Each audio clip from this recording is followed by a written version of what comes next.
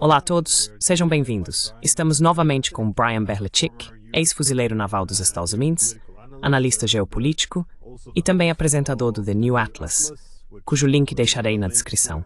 Então seja bem-vindo de volta ao programa.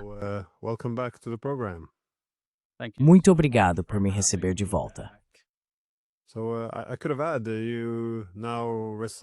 Eu poderia ter acrescentado que você agora reside na Tailândia, o que se encaixa muito bem com o tema da conversa de hoje, que é mais especificamente o conflito de fronteira entre Tailândia e Camboja, um conflito que muitas pessoas, inclusive eu, entendem pouco. Então, eu esperava que você pudesse esclarecer um pouco sobre isso, porque realmente tem muitas camadas. Existem essas tensões, ou conflitos bilaterais, mas, como em todas as regiões estratégicas, sempre há algum interesse das grandes potências que muitas vezes usam esses conflitos locais em benefício próprio. Eu queria saber se você poderia começar explicando as raízes desse conflito. Muitas vezes, ele é apresentado como um conflito por causa de templos. Como você explicaria isso?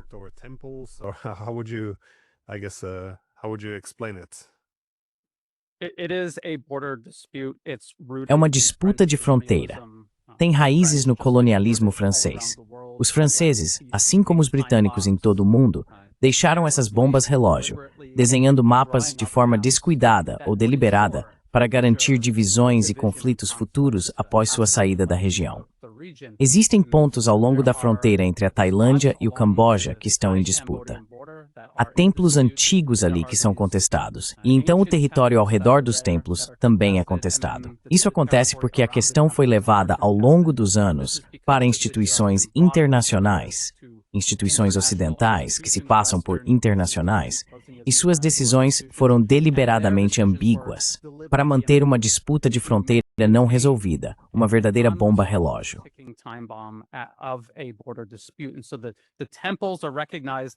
Assim, os templos são reconhecidos como cambojanos, e o território ao redor dos templos é reconhecido como tailandês. Então você pode ver como isso foi deliberadamente configurado e deixado como uma bomba relógio. Ninguém que realmente quisesse resolver essa questão teria deixado dessa forma. No entanto, esse não é o motivo pelo qual há conflito acontecendo agora. Essa tem sido uma questão de fronteira desde o início dos anos 1900 e, na maior parte do tempo, especialmente se focarmos no século XXI, isso não tem sido um ponto de discórdia. Houve muito mais paz nessa área do que conflito.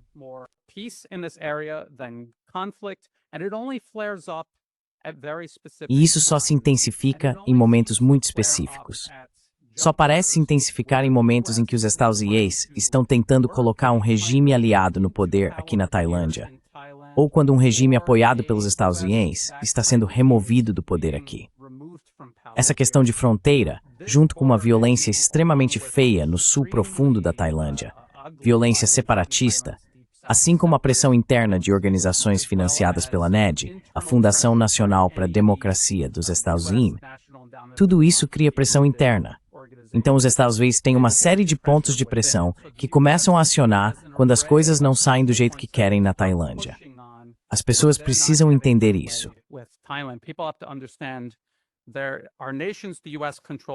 Existem nações que os Estados Unidos controlam totalmente, como a Ucrânia, que é praticamente uma extensão do poder americano.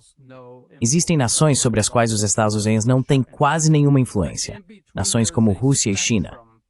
Mas entre esses extremos, há um espectro onde se encontram países nos quais os Estados Unidos exercem alguma influência, mas onde existem instituições, partidos políticos e interesses especiais dentro do próprio país que preservam sua soberania contra essa influência que os Estados Unidos tentam exercer internamente. A Tailândia é um desses países.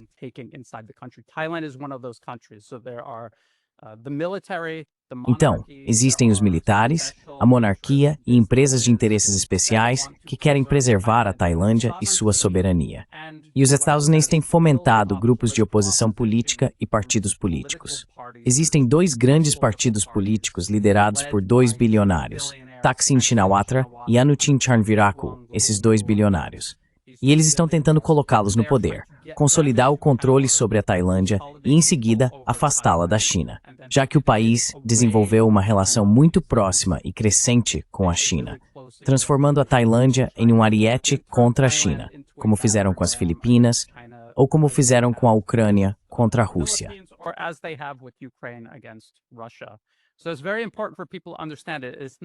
Então é muito importante que as pessoas entendam que não é tão preto no branco como dizer Camboja tem armas chinesas, eles são apoiados pela China, a Tailândia está usando o F-16 nesse conflito, esses vêm dos Estados Unidos, então os Estados Unidos estão apoiando a Tailândia. Isso simplesmente não é verdade. Nesse momento, ambos os países têm uma relação próxima com a China. E acho que estamos entrando um pouco no aspecto geopolítico, na visão de longo alcance disso. Ambas as nações compraram armas da China. Elas têm uma relação próxima com a China. Mas a relação da Tailândia com a China é muito maior do que sua relação com os Estados Unidos. E muito maior do que a relação do Camboja com a China.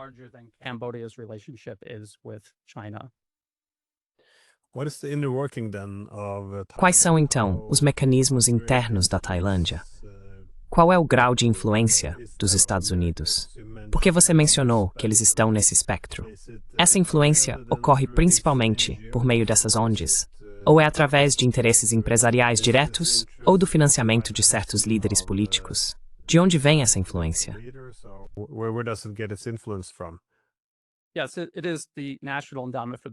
Sim, é a National Endowment for Democracy e a USAID, que ainda estão ativas aqui na Tailândia, apesar do equívoco de que foram desfinanciadas e desmanteladas. Elas constroem uma rede de apoio político para partidos que os Estados Unidos também apoiam. Assim, os Estados, por meio da NED, criaram redes de mídia. Eles infiltraram o sistema educacional através do financiamento da NED, e por isso exercem enorme influência sobre a mídia e a educação. Eles também investem milhões de dólares nesses grupos de oposição política.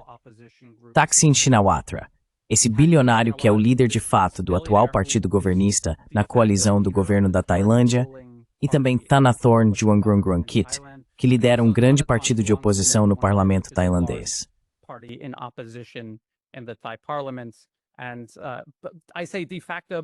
E eu digo de fato porque, novamente, os militares tailandeses tentaram remover esses representantes dos Estados Unidos em vários momentos nos últimos anos. Houve um golpe para destituir Thaksin em 2006.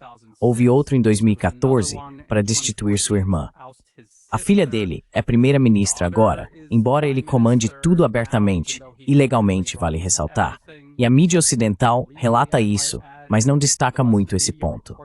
Então é assim que eles estão fazendo. Eles atuam no espaço da informação e no espaço político. Os militares tailandeses são uma instituição independente que serve como um contrapeso contra o controle político total sendo exercido sobre toda a Tailândia. E, portanto, existem certos limites que não podem ser ultrapassados. E foi assim que essa atual questão de fronteira surgiu.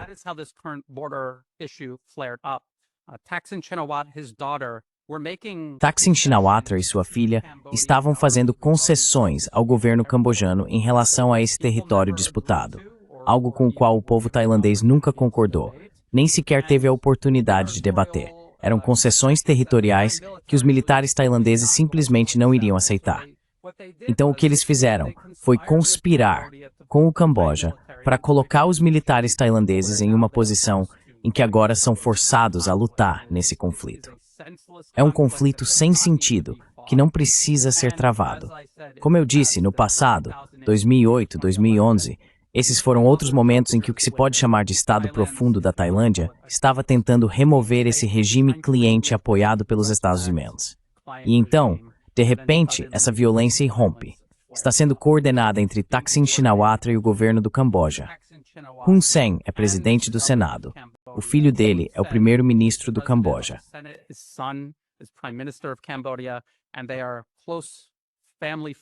E eles são amigos próximos, família, amigos e aliados políticos de Thaksin Shinawatra e de sua organização política aqui na Tailândia. As pessoas estão dizendo que há algum tipo de desentendimento entre eles, mas novamente em 2008 e 2011 eles estavam muito próximos e mesmo assim essa violência aconteceu. Então o momento é muito suspeito. E parece que os Estados Unidos estão usando uma estratégia muito semelhante na Tailândia a que usam em outros países. Estratégias com as quais já estamos familiarizados. Eu já falei sobre a Rand Corporation e o relatório Extending Russia, onde eles apresentam várias opções para pressionar a Rússia em toda a sua periferia, geopoliticamente, economicamente, socialmente e em todos os âmbitos possíveis. Eles fazem o mesmo com outros países como a Tailândia. Surround mais envolvado com esse conflito, esses Estados Unidos se põem.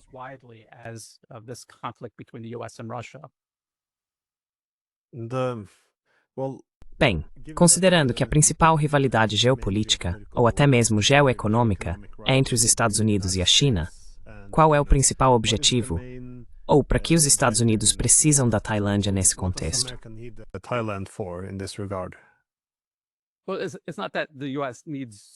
Não é que os Estados Unidos precisem especificamente da Tailândia. Eles precisam de todo o Sudeste Asiático, da mesma forma que precisam da Europa, para transformá-los em arietes a serem usados contra a Rússia.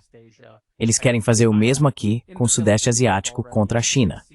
Nas Filipinas, eles já conseguiram. Se não conseguirem capturar politicamente uma nação-alvo, como Myanmar, que é vizinha da Tailândia a oeste, se não conseguirem capturá-la politicamente, então criarão um conflito violento que gera um Estado quase falido. Isso nega à China um parceiro construtivo para negociar, investir e expandir sua infraestrutura da iniciativa do Cinturão e Rota. E essa é a estratégia que estão usando em todo o Sudeste Asiático, inclusive aqui na Tailândia.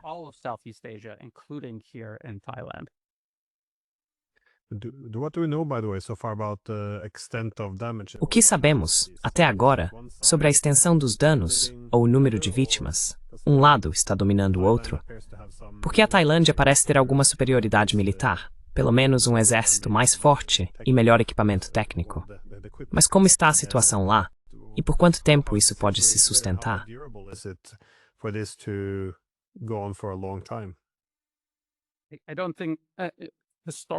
Historicamente, esses confrontos não duram muito tempo, embora este pareça muito mais sério e intenso. A Tailândia é um país maior. Sua população é 4 vezes maior que a do Camboja. Seu exército é cerca de 3 vezes maior, de 3 a 5 vezes mais poderoso. O PIB é 12 vezes maior que o do Camboja. Há 70 milhões de pessoas aqui na Tailândia e 17 milhões no Camboja, só para você ter uma ideia. E as forças militares, quando colocadas no papel, são desproporcionais a favor da Tailândia. Mas os militares tailandeses não querem deixar que isso fuja do controle. Eles meio que foram forçados a entrar nesse conflito desde o início e estão sendo muito cautelosos em sua resposta ao Camboja.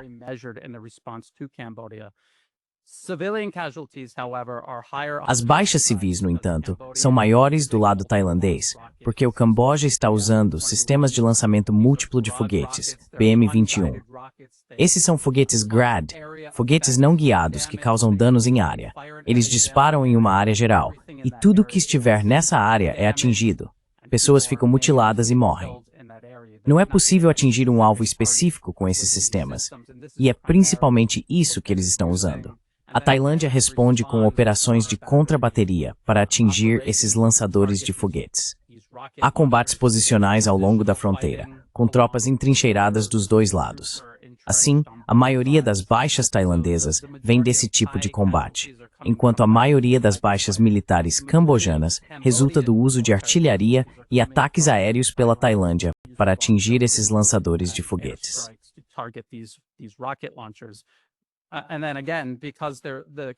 E novamente, porque o lado cambojano está usando foguetes de lançamento múltiplo de forma indiscriminada, eles estão atingindo casas de pessoas. Há imagens de um 7-Eleven, um posto de gasolina. 2 hospitais foram gravemente danificados por esse fogo de foguetes. Mais de 100 mil pessoas tiveram que evacuar a área para campos de refugiados, basicamente. Em termos de números, da última vez que verifiquei, eram 14 civis mortos do lado tailandês. O Camboja não está divulgando números do seu lado, embora tenha relatado perdas militares, incluindo um general que foi morto nos últimos dias. As baixas civis parecem desproporcionais do lado tailandês devido ao fogo de foguetes indiscriminado. As baixas militares são maiores do lado cambojano.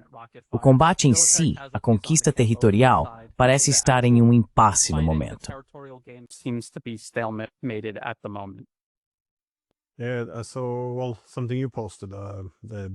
Sim, então. Bem, algo que você postou, a BBC noticiando ataques aéreos no Camboja, mas usando fotos de ataques na Tailândia. Achei isso uma abordagem interessante. Mas como os países ocidentais, além dos Estados Unidos, estão se posicionando nesse conflito? Eles têm tanto envolvimento quanto os americanos? Do they have as much skin in the game as the Americans? É difícil dizer nesses estágios iniciais. Como sabemos, a mídia ocidental gosta de manipular as coisas. Por exemplo, no início da Primavera Árabe, mesmo que muitas dessas organizações de mídia ocidentais tivessem, anos antes, trabalhado com o Departamento de Estado para preparar os protestos, quando eles começaram, fingiram que não sabiam o que estava acontecendo. Então, há muito disso. Vejo essa narrativa tomando forma na mídia ocidental, tentando afirmar que a Tailândia é apoiada pelos Estados Unidos e o Camboja é apoiado pela China.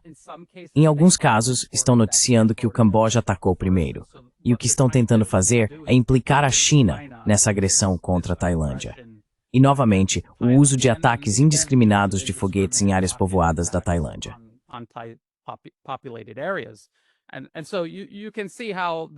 E assim você pode ver como eles estão criando confusão. Eles não estão esclarecendo isso. Eles não estão ampliando a visão e olhando para o quadro geral.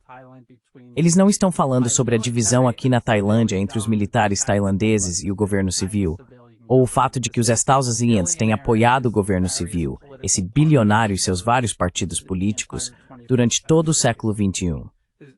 Ele foi primeiro-ministro já em 2001 e os Estados Unidos já o apoiavam totalmente naquela época.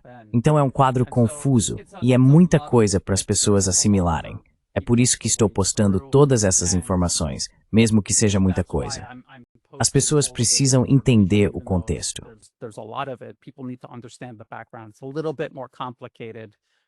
É um pouco mais complicado do que, por exemplo, o conflito na Ucrânia, onde é claramente uma guerra por procuração dos Estados Unidos com uma organização proxy dos Estados Unidos contra a Rússia. É um pouco mais complicado, e o objetivo é um pouco mais difícil de definir. Eu diria que os Estados Unidos simplesmente querem criar conflito. Isso atrasa toda a região. Este é o momento em que toda a Ásia está trabalhando junta e crescendo junto com a China. Temos inúmeros documentos de políticas dos Estados Unidos no site do escritório do historiador do Departamento de Estado dos Estados Unidos, onde eles literalmente dizem que o objetivo é manter a Ásia pobre. Bem, como você faz isso? Você interfere internamente e divide esses países internamente contra si mesmos e depois os coloca contra seus vizinhos. E é exatamente disso que se trata. Essa é a estratégia que eles estão usando.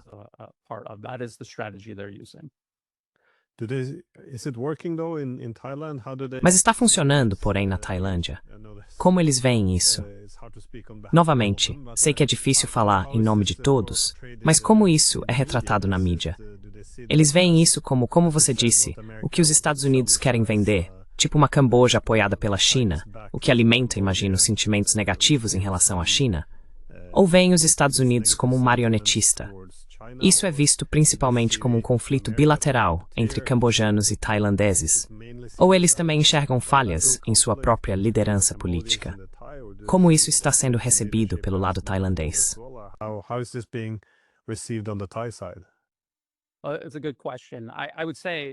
É uma boa pergunta. Eu diria que é visto como um conflito bilateral e está criando divisão entre o povo tailandês e o povo cambojano. Isso está acontecendo dos dois lados, porque verifiquei a mídia de ambos os países. E há uma tentativa deliberada de incitar animosidade contra o outro Estado. Para a região como um todo, para a China, para toda a Ásia, isso vai atrasar as coisas. E esse é um objetivo deliberado de um conflito como esse. Há um grande grupo de pessoas na Tailândia que sabe que o governo atual é apoiado pelos Estados Unidos. Na verdade, houve protestos não faz muito tempo contra esse governo apoiado pelos Estados Unidos. Muitas pessoas viram as notícias e viram os manifestantes nas ruas e se perguntaram, esses são apoiados pela NED? Não, esses são os manifestantes que saem para protestar contra os partidos políticos apoiados pela NED que foram instalados no poder.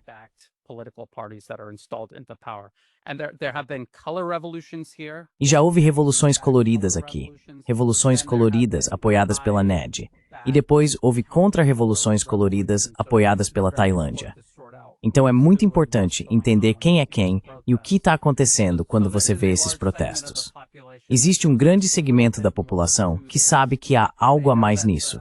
Eles sabem que, quero dizer, é claro, o governo cambojano teve um papel em precipitar isso, mas eles também reconhecem que o atual governo civil é cúmplice nisso também. Então eles não estão apenas apoiando esse governo atual, embora fiquem indignados ao ver tailandeses sendo queimados vivos em um 7-Eleven, jovens como atendentes, apenas tentando começar a vida, por causa de um conflito sem sentido que poderia ter sido evitado desde o início.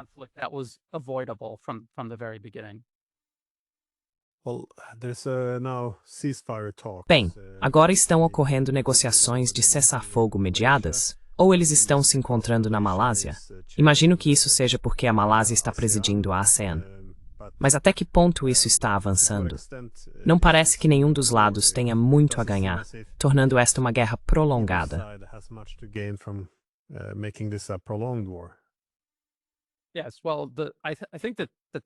Sim, bem, eu acho que os militares tailandeses, no fim das contas, têm uma visão não oficial. Eles têm poder de ação. Então, se acharem que algo precisa ser feito militarmente, vão continuar. E eles estão em conflito com este governo civil. O governo civil não tem legitimidade porque foi construído e instalado no poder por interesses estrangeiros. Assim, os representantes desse governo civil estão na Malásia. Você está certo. É porque a Malásia ocupa a presidência da ASEAN. Participam disso representantes da China, mas também dos Estados Unidos. E você precisa se perguntar, por quê? A presença da China faz sentido porque esta é a região deles.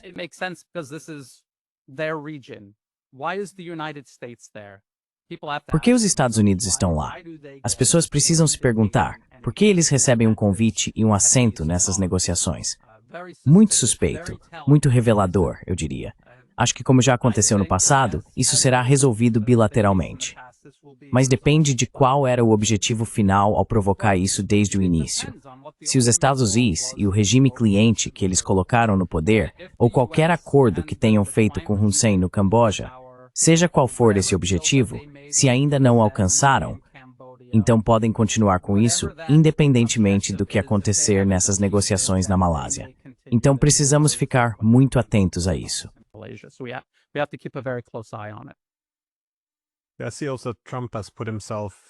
Vejo também que Trump se envolveu nisso ao pedir que ambos os lados aceitem um cessar-fogo.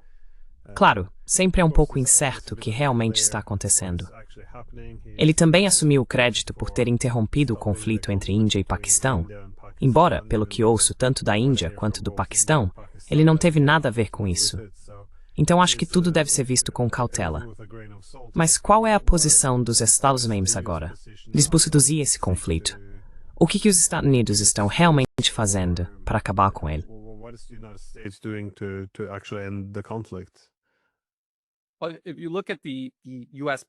Se você observar os partidos políticos apoiados pelos Estados Unidos, há um que está no poder e outro que está na oposição, porque eles os dividiram e estão usando uma abordagem de policial bom, policial mau. O que está no poder agora parece mais moderado e conciliador com os interesses aqui na Tailândia, enquanto o outro quer derrubar os militares e a monarquia. É assim que eles dividiram e estão tentando avançar sua agenda. Se você olhar para o partido apoiado pelos Estados Unidos, que está na oposição, ele se chama Partido do Povo. Assim que o presidente Trump fez seu anúncio, eles imediatamente repetiram. Disseram, isso precisa acabar. Temos que proteger nosso comércio com os Estados Unidos. E querem apressar as negociações sobre as tarifas.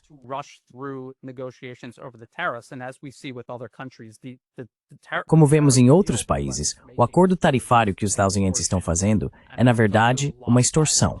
É um acordo desigual. Os Estados ficam com todos os benefícios. E o país receptor não recebe nada. Eles ainda pagam tarifas, têm que remover todas as barreiras comerciais para os Estados Unidos e nem sequer podem aplicar seus próprios padrões para as importações vindas dos Estados Unidos.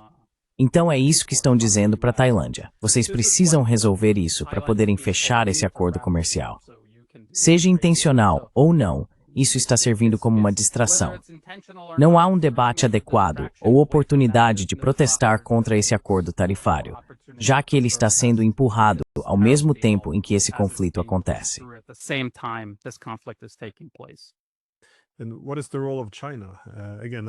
E qual é o papel da China? Novamente, achei interessante nas fotos das negociações de paz na Malásia que os Estados Unidos e a China estavam sentados ao fundo. Mas qual é o papel da China em tudo isso? Porque, mais uma vez, eles não estão buscando nenhuma ambição de política de blocos. Então, qual é a contribuição deles aqui?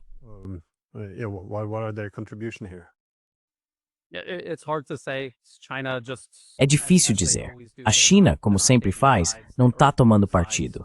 Eles pedem que ambos os lados parem de lutar e se reconciliem. Acho que a mensagem deles tem sido realmente para resolver isso bilateralmente. Eles não estão recorrendo a organizações ou instituições internacionais dominadas pelo Ocidente em relação a essa questão. Se você vê a China em uma conversa como essa, faz sentido porque isso está acontecendo na Ásia, e eles são a maior e mais poderosa nação da Ásia.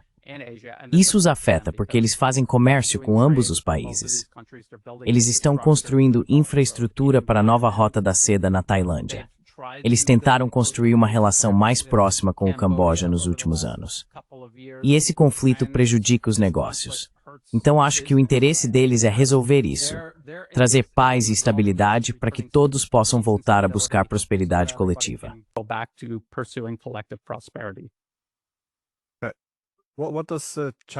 Mas o que a China tem a arriscar ou a perder na Tailândia?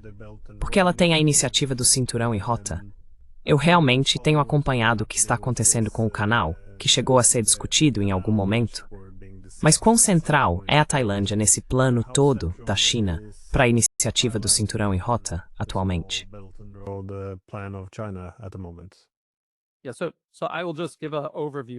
Certo. Então vou dar uma visão geral sobre o relacionamento da Tailândia com a China, porque muitas pessoas têm ideias equivocadas a respeito. A China é o maior parceiro de exportação e importação da Tailândia. Dependendo do ano, é o maior investidor e a maior fonte de turismo para a Tailândia. Mais turistas vêm da China do que de todos os países ocidentais juntos, seguidos por turistas de outras partes da Ásia. Portanto, Tailândia e China têm interesse em sua relação bilateral e também na estabilidade regional, pois ambas as economias dependem disso. Elas também estão construindo uma linha de trem de alta velocidade, que já está em construção há vários anos. Já foi construída uma nova Grand Central Station em Bangkok, que servirá como estação terminal para a primeira fase desse projeto.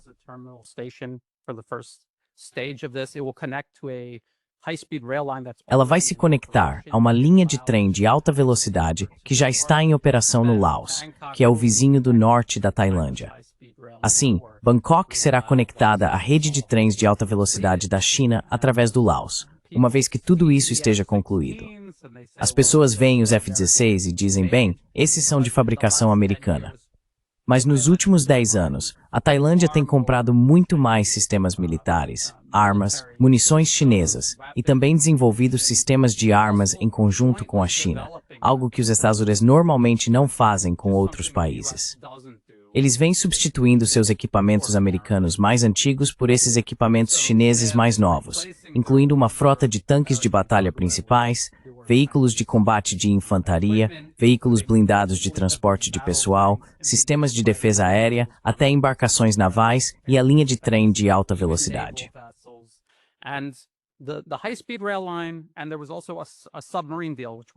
E também houve um acordo para submarinos, que seriam os primeiros submarinos modernos a diesel elétricos da Tailândia. Tudo isso foi contestado pelos partidos políticos apoiados pelos Estados Unidos, o partido apoiado por Thaksin Shinawatra e também o outro bilionário, Thanathorn Juangroongruangkit. E esse segundo bilionário, Thanathorn, literalmente se opõe abertamente à linha ferroviária de alta velocidade entre a Tailândia e a China. Ele disse que deveria ser cancelada. Defendeu o Hyperloop, que nem sequer existe. E disse abertamente que o motivo é que, segundo ele, o povo tailandês está se aproximando demais da China e precisa reequilibrar para os Estados, Europa e Japão. mesmo que esses países não tenham nada a oferecer que se aproxime das oportunidades que a China está oferecendo.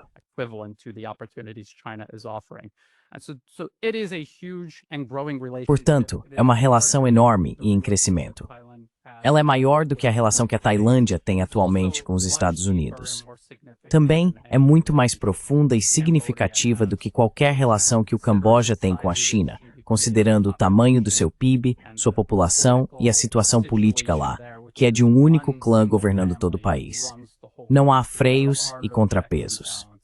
E se você for ao Camboja, realmente vê os resultados trágicos desse arranjo. Espero que isso dê às pessoas uma visão clara do que está realmente acontecendo agora no século XXI, em contraste com as percepções das pessoas, que são baseadas principalmente na época em que a Tailândia hospedava tropas americanas durante a Guerra do Vietnã, há 50 anos.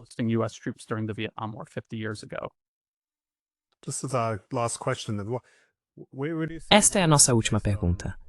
Como você vê essa situação evoluindo, considerando os atores envolvidos e o que aconteceu no passado? Você acha que isso vai ter um desfecho relativamente rápido? Ou acredita que alguns desses objetivos, no sentido de desvincular a Tailândia da China, terão sucesso?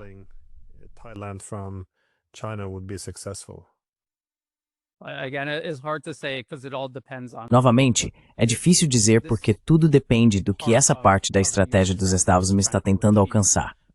Normalmente a Tailândia vê isso. Os Estados estão obviamente pressionando eles. Os militares terão que fazer algum tipo de concessão para retomar a paz e a estabilidade e algo próximo ao status quo. E eu acho que eles vão tentar fazer isso pensando que a longo prazo o tempo favorece a Tailândia, o Sudeste Asiático, toda a Ásia, incluindo a China, e concessões de curto prazo aos Estados Unidos podem ser revertidas ao longo do tempo se as coisas continuarem indo na direção geral em que estão. E se esse conflito continuar, é porque os Estados Unidos querem que continue.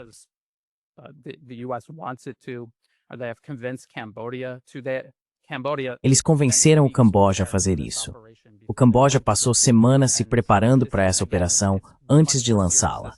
E novamente, desta vez, é muito mais sério do que no passado. É difícil dizer até onde eles vão com isso.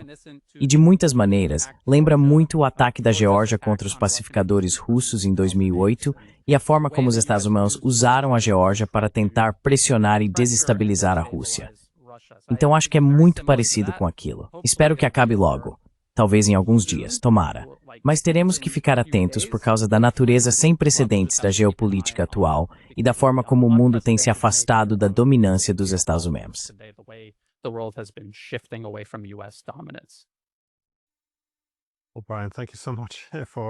Bem, Brian, muito obrigado pela sua contribuição. Eu realmente acho que é uma região de importância crescente no mundo, e algo assim pode ter consequências reais, não apenas para esses dois países, mas além deles. Então, mais uma vez, obrigado por esclarecer esse assunto. Obrigado.